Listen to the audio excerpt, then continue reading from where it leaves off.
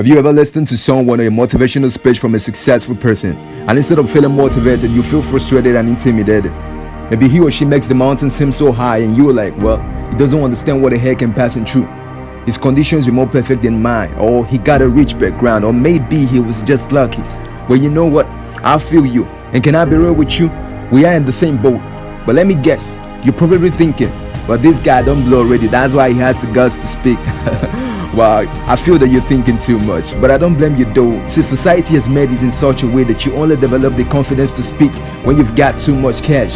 That's crazy. So the result is that we end up seeing people who were meant to be eagles clocking and shying away like chickens. But we need to learn that at whatever stage you are in, you really matter and you can make a huge difference.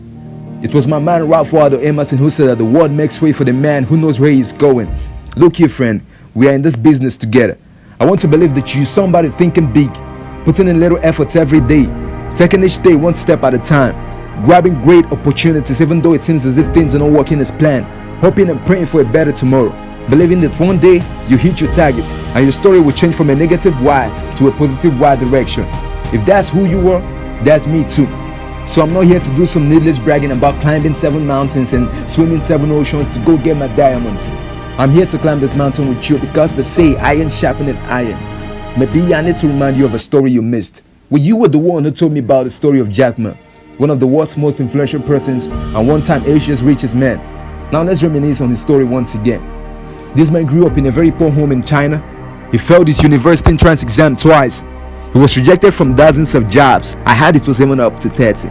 He was also rejected from Harvard Business School 10 times. Yeah, 10 freaking times. Personally, I don't think I would try that much. The most interesting part of the story was that he got rejected for a job at KFC restaurant. Out of the 24 people who applied for the job, 23 were selected and he was the only one rejected. Now let's reason together. If he was an African, can you give me one good reason why we won't believe or conclude that his village people are playing hide and seek with his destiny? Okay, let's look at this story from another perspective. Let's imagine for a second that he got that job at KFC. The world probably have never known the name Jack Ma. Or maybe today he'll be frying chicken laps at KFC. And let's imagine a scenario where a rude client walks into the restaurant and backs at him. Hey fella, get me my chicken legs and stop looking at me with that hungry looking chicken face of yours. That would have been very sorrowful for someone who will later become one of the world's richest and most valuable persons. So friend, my advice for you today is don't be too scared of failure and too anxious for success that you end up frying chicken legs.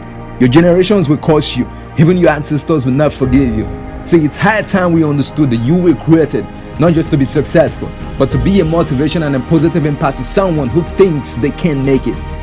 You need to be able to use your story to motivate that kid who wants to commit suicide and let him or her know that I was once like you, but I decided to trust God and never look back, and here I am. I know as humans we want life to be so easy. We want our story to be so smooth, like I was born into the wealthiest family in my neighborhood. I went to the most expensive schools. I graduated and I was employed at Microsoft where I was paid $200 million annually. In fact, I even decided the day I died. Well, you know what? That's a boring story. No one wants to hear that. We want to hear stories of battles fought and victories won. Someone needs to look at you and say, if he was able to make it, then regardless of whatever situation I am in, I can make it too.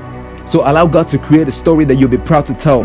The good news is, after all the struggles, the pains, the rejections, the failures, the ups and downs, it takes just one day to become an overnight success. So whenever you feel like you're done, remind yourself that you could just be one more trial away from hitting the goal. It will be very devastating if you give up before that time. So please don't give up before you win. You could either end up as the story or you end up telling someone else's story. It's entirely up to you. A friend of mine will always say, choose your choice. And I want to repeat that. Choose your choice. I hope you make the right one. But most importantly, don't forget that God's got your back always. That's what really matters. So friend, like Steve Jobs once said, all I ask is that today you do the best work of your entire life. You got that? That's it, homie. So let's make it happen. So have you ever listened to someone or a motivational speech from a successful person, and instead of feeling motivated, you feel frustrated and intimidated? He or she makes you look so